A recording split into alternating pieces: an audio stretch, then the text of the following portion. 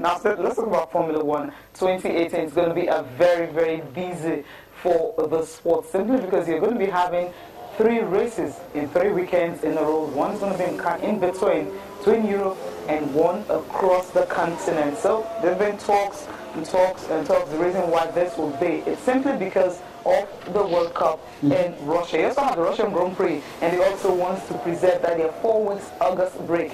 They can't afford to lose that. So as a result of that, the drivers will have to put on so much into that 3 because of the overlap races, of the weekend. Yeah, so logistics reasons. Yeah, just trying to, and that's what you do with your international calendars. You ensure that there's no disruptions, and that's why the big bosses are trying to see what's going to happen in Russia and everything that's going to happen. They're not even worried about 2017. 2017 is already locked down. It's 2018 calendar that so some adjustments here and there, and the big events of international significance is the World Cup, and they need to work around that they have done. Some adjustments here and there, some innovation here and there. The Formula One CEO, the new man at the helm, is talking. Some of the team principals also talking about how they're going to work around all of these things. Okay, let's listen to them now, talking about Chase Casey and also Tonto Wolff,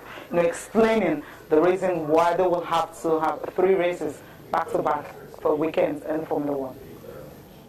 The schedule that went out is certainly the schedule, we plan on next year. I think we wouldn't have put it out if that wasn't the schedule we planned on. Every year there are always unique things we plan around. Next year's got the uniqueness of a World Cup final. So part of the schedule of having 3 in a row was because we did not think it was ideal for a promoter to have an event head-to-head with the World Cup final.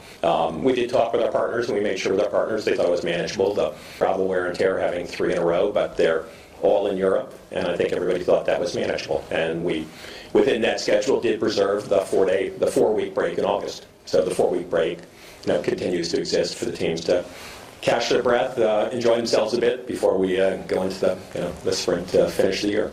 I think that we need to get the balance right between the income, the more races you do, the more income you have, and between keeping it exclusive. I don't have a particular problem with 5 races in 6 weeks if they're in Europe. Makes the logistics not very difficult. I think that we shouldn't go much beyond 20 races because it's a factor of saturation of the markets. How many races can you watch? How interested can you be over a long season? So that is the balance that we need to get right. The sport is about gladiators. It's about drivers the very best drivers that compete in the most performing machines on track. And when you look at the history, it was always around personalities in Formula One. The sport shouldn't be too streamlined, too corporate, too polished. It is a very tough competition that is happening out there. And this is what I've said. It's just we need to stay all authentic to our values and not dive too much into corporate slipstream. Yeah, well, enough of that. Well, Kelly is really not so happy. He's thinking if all the races were in Europe at the time, that would be cool. But then in between, they'll have to go to Canada. That's really what it's not cool about. But then you're having the one in Barcelona, May 13th, followed by the showcase in Monaco, before they will now travel across the Atlantic to Canada on June 10th, and then return to France.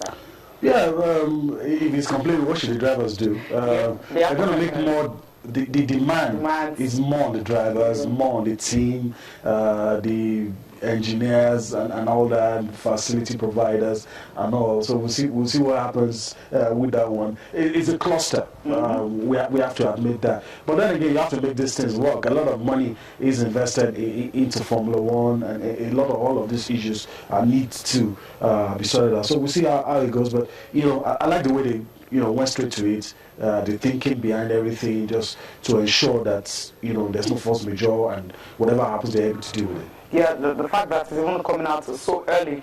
This is we're in June right now. Yeah, you have to be swift to deal with these issues. Yeah. Next year, so I think all the drivers will now prepare themselves to know that in a particular month from May and June, we're going to be having a cluster of races, 3 in a row. The rest time will be reduced. That's the essence. That's the essence. But then the good thing is that they'll still have to enjoy their break. The August break. So how well can they enjoy that? All right.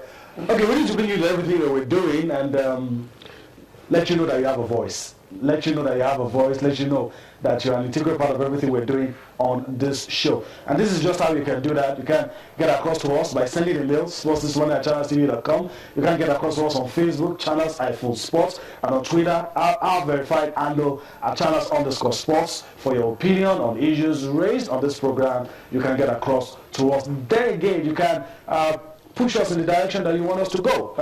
So you speak up and be heard. Cecilia. Yeah, that's the way it is. And of course, today the Women's League is going to start. So you guys can also talk to us on that because it's going to be more interesting. Match day 8, a whole lot of fixtures lined up. There will not be any in Lagos, but we'll have one close by in Korea.